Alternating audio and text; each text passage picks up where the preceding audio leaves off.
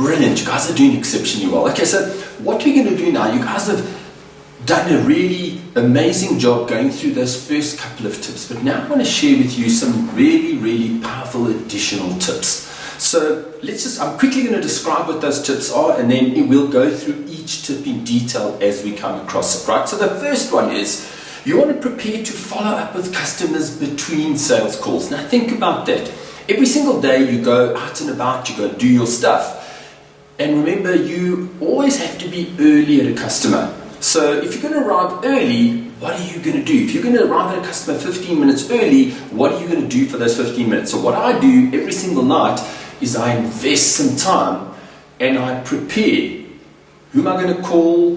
What am I going to do? So I prepare stuff that I can follow through with my customers between calls. So I never waste a moment each day. The second tip that I want to share with you is you want to create an agenda for every sales meeting. Now think about that. What's your customer's most valuable possession? Well, their time. By preparing an agenda, you do two things. One, you inform yourself as to what the purpose is. And number two, you give your customer, or you show your customer when you send that agenda, you show them that you respect their most valuable possession, namely their time. And number three, you never want to leave a meeting without having scheduled the next meeting. Now think about that. What happens? I mean, I'm sure you've had this happen to you on a number of occasions. You go to a sales meeting and do an amazing job. The customer seems like a perfect fit. And then you call, you try to arrange another meeting, and they just seem to disappear. Well, what I find is I always go prepared with a reason for the next call, as well as a date and a time, or a couple of dates and times when we can meet the next time.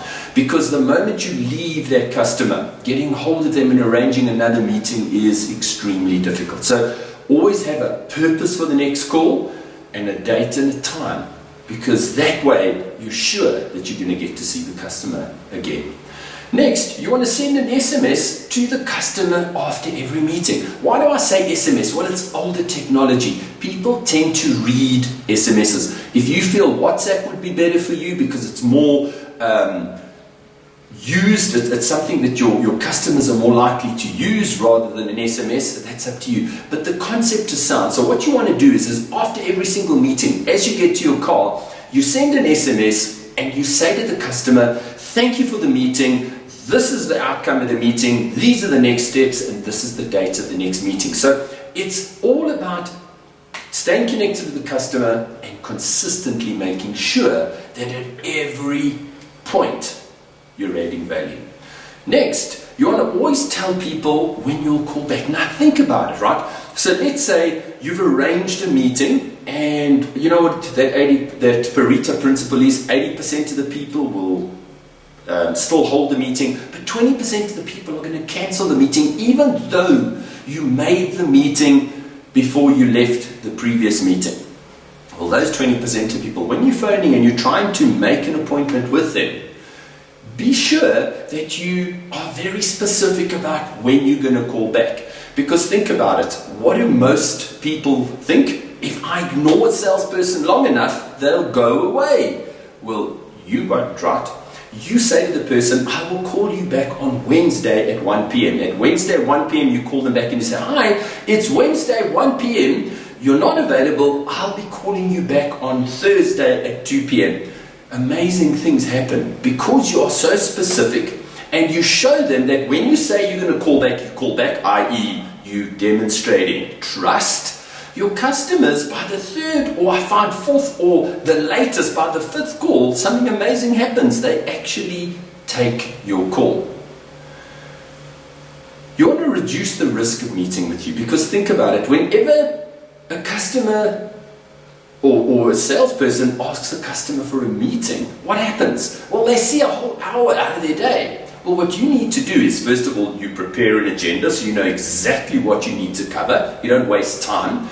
Secondly, you ask for a 10 or 15 minute slot, because somebody can always find 10 minutes or 15 minutes, but it's very difficult to find an hour. So prepare an agenda with a few bullet points that you can manage to deal with in a very, very short space of time. ask for a lower risk, and your customers, it's amazing. People who were so difficult to get hold of, all of a sudden become available.